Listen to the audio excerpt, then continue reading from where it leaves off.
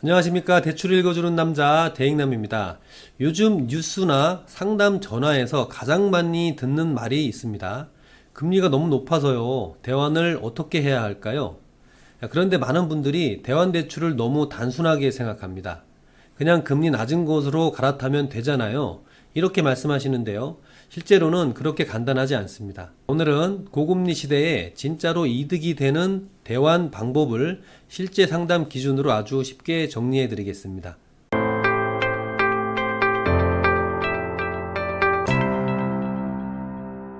대환 대출이란 말 그대로 기존 대출을 새 대출로 갈아타는 걸 말하는데요. 보통 목적은 세 가지입니다. 첫째, 금리 인하. 둘째, 상환 부담 완화. 셋째, DSR 구조 개선. 문제는 이 세 가지가 동시에 맞아떨어지는 경우가 드물다는 겁니다. 금리가 낮아도 중도상환 수수료나 대출기간 리셋 때문에 실제 절감 효과가 줄어드는 경우가 많아요. 예를 들어 3년 전에 5.8% 금리로 3억 원을 빌렸는데 지금 이걸 4.5% 상품으로 갈아탄다면 표면상 이자 차이는 1.3%지만 남은 상환 기간이 짧거나 수수료가 있으면 결국 이득이 크지 않을 수도 있습니다. 즉 금리만 보고 대환을 결정하면 안 된다는 얘긴데요. 이게 오늘 핵심 중에 하나입니다. 그럼 언제 대환을 검토하는 게 좋을까요? 크게 세 가지 상황이 있는데요. 첫 번째는 금리가 1% 이상 차이가 날 때, 기존 금리가 5.5% 이상인데 새 상품이 4%대라면 남은 기간이 2년 이상일 경우 절감 효과가 아주 큽니다. 두 번째, DSR 초과로 추가 대출이 막혔을 때 대환을 통해 일부 부채를 정리하거나 DSR 구조를 재조정하면 추가 대출 여력이 생기기도 합니다. 세 번째, 고정금리에서 변동금리로 갈아타려는 경우 앞으로 금리 인하 가능성이 높다고 판단된다면 전환 타이밍을 잡는 것도 전략이에요. 다만 이건 단순 예측보다는 금리 사이클과 내 대출 구조를 함께 봐야 합니다. 결국 대환이 필요한 시점은 금리보다는 대출 기간과 구조에 달려 있다는 거예요. 과거엔 대환이라고 하면 대부분 전액 대환을 생각을 했죠. 기존 대출을 다 갚고 새로 갈아타는 방식입니다.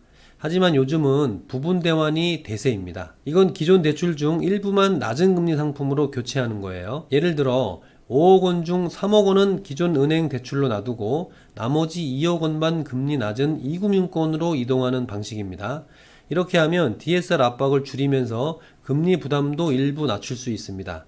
게다가 전액 대환은 심사를 처음부터 다시 받아야 하고 신용점수 하락이나 수수료 같은 리스크가 있는데요. 부분 대환은 상대적으로 간단하고 빠릅니다. 즉 지금은 전액 대환보다 부분 대환의 시대라고 보시면 되고요. 특히 금리 변동이 심한 시기엔 이 전략이 굉장히 효율적입니다. 그럼 실제 대환은 어떻게 진행될까요? 한번 정리해 보겠습니다. 첫째, 금리 비교부터 시작합니다. 현재 대출 금리와 잔여기간, 잔액을 정확히 확인해야 하고요. 몇 년 남았는지, 중도 상환 수수료는 얼마인지 이걸 모르고 시작하면 계산이 틀려집니다. 둘째, 한도 조회 및 심사 구조 확인입니다. 요즘은 DSR 때문에 예전보다 한도가 줄어드는 경우가 많아요. 예전엔 됐는데 이번엔 안 된다는 말, 바로 이것 때문입니다. 세 번째는 비용 계산입니다. 대환에는 생각보다 비용이 많이 들어요. 중도상환 수수료, 근저당 설정비, 인지세, 감정평가 비용 등 이걸 다 합치면 수십만 원에서 많게는 100만 원이 넘기도 합니다. 따라서 반드시 총 비용을 금리 절감액과 비교를 해야 합니다. 네 번째는 승인 및 대출 실행입니다. 승인 후엔 기존 대출을 상환하고 신규 대출이 실행되는데 이 과정에서 이중이자 발생을 조심해야 하는데요. 실행일이 겹치면 며칠치 이자가 이중으로 빠질 수도 있어요. 꿀팁을 하나 드리자면 중도상환 수수료 면제 기간 보통 3년이죠. 이 기간이 끝난 후에 갈아타면 수수료 없이 이자 절감 효과만 남습니다. 제가 상담하면서 가장 많이 보는 실수는 금리만 보고 결정하는 것이에요. 대환 대출은 구조를 바꾸는 작업이지 단순히 금리 싸움이 아닙니다. 또 DSR 계산이나 신용점수를 확인하지 않고 진행하면 예상보다 한도가 적게 나왔다. 또는 기존 대출보다 불리해졌다라는 사례가 많습니다. 그리고 대환 실행일을 정확히 조율하지 않으면 말씀드린 것처럼 며칠치 이중이자가 나가기도 합니다. 즉 대환 대출은 타이밍보다 설계와 구조 조정이 더 중요하다 라는 걸 꼭 기억하셔야 되고요. 자, 오늘 영상의 핵심만 정리해 보겠습니다. 대출금리 낮다고 무조건 좋은 게 아닙니다.